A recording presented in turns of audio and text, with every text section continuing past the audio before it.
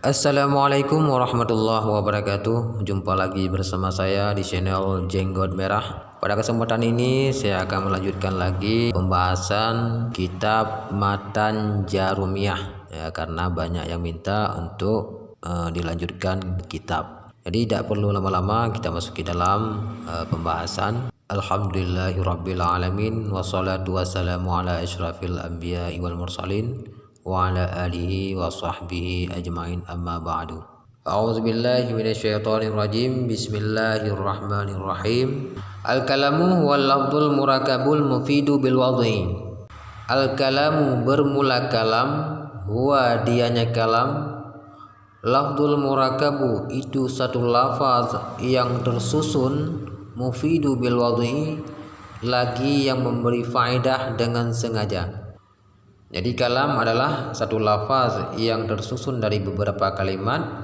Jadi kalam itu juga harus memberi faedah dan juga harus disengaja. Wa aqsamuhu salasatun ismun wa fi'lun wa harfun ja'a limana. Wa aqsamuhu dan bermula pembagiannya kalam, salasatun itu tiga, bermula salah satunya tiga, ismun itu isim, wa fi'lun dan itu fi'il, wa harfun ja'ali ma'na dan itu huruf yang datang ianya huruf bagi makna.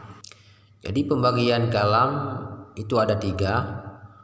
Yang pertama isim, yang kedua fi'il, yang ketiga huruf yang datang bagi makna. Artinya huruf yang datang bagi makna, huruf yang ada maknanya. Fal ismu yu'rafu bil khafdi wa tanwini wa dukhulil alifi wal lami wa hurufil khafdi. Fal ismu maka bermula isim, yu'rafu itu dikenalkan akannya isim dengan apa dikenalkan? Bil khafdi dengan khafaz, artinya baris di bawah. Wa tanwini dan dengan tanwin, artinya baris dua.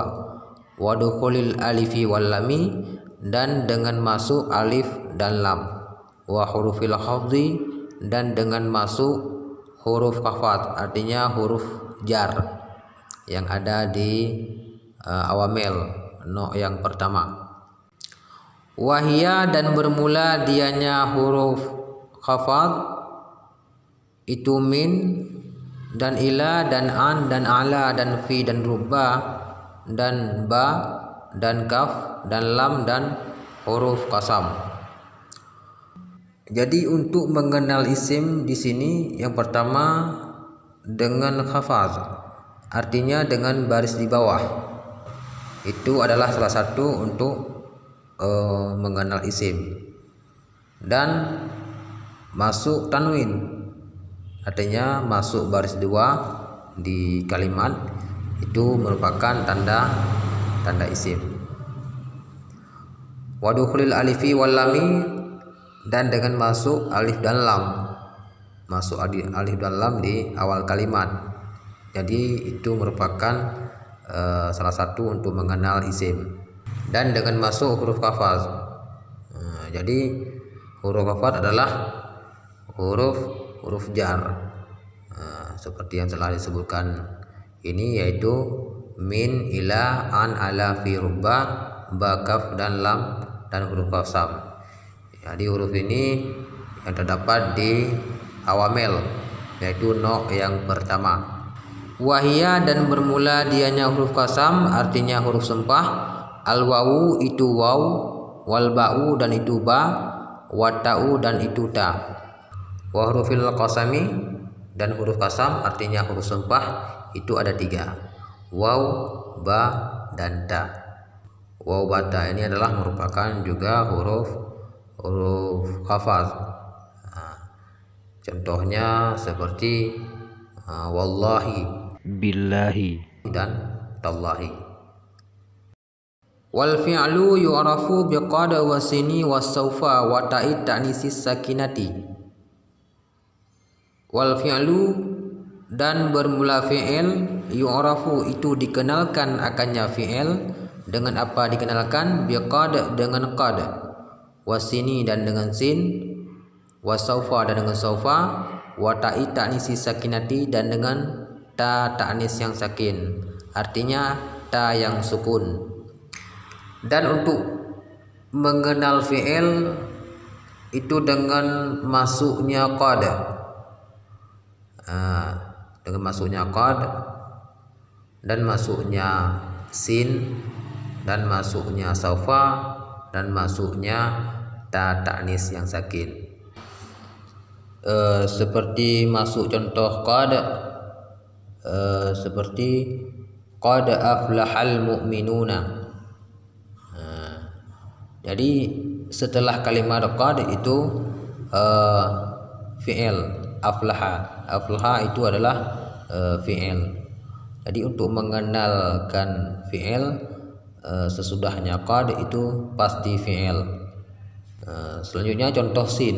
Contoh sin, sayaqulu sufaha'u minan nasi, seperti yang ada dalam surat Al-Baqarah. Jadi dengan masuknya sin kita mengetahui setelah huruf sin itu adalah fi'il. Contohnya sayaqulu sufaha'u minan nasi. Yang perlu kita garis bawahi adalah yaqulu. Setelah masuk sin, yaqulu itu adalah fi'il. Selanjutnya saufa. Dengan masuk saufa kita juga mengetahui kalimat selanjutnya adalah fi'il. Seperti contohnya kalla saufa ta'lamun.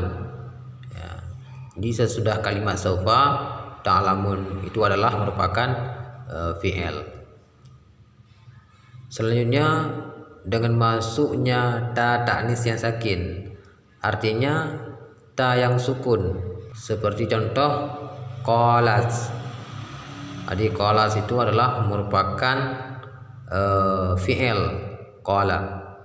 Jadi dengan masuknya ta ta'nis di akhir kalimat itu menandakan bahwa kalimat itu adalah fi'il.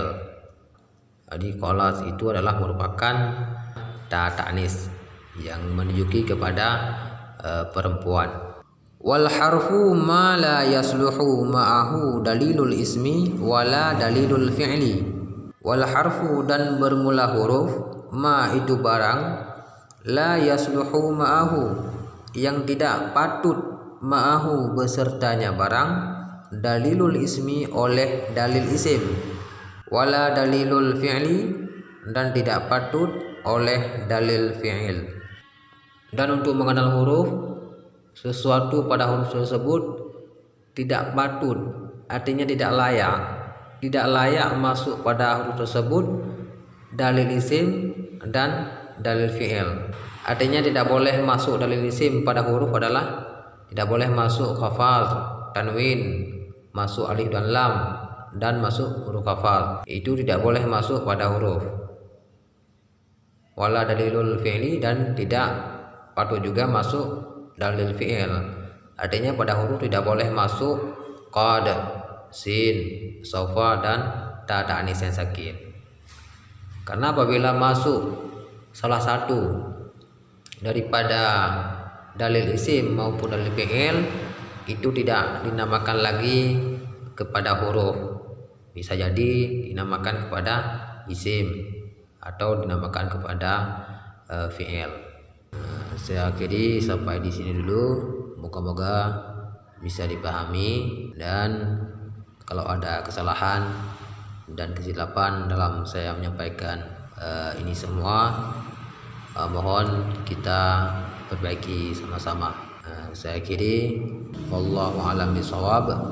Assalamualaikum warahmatullahi wabarakatuh.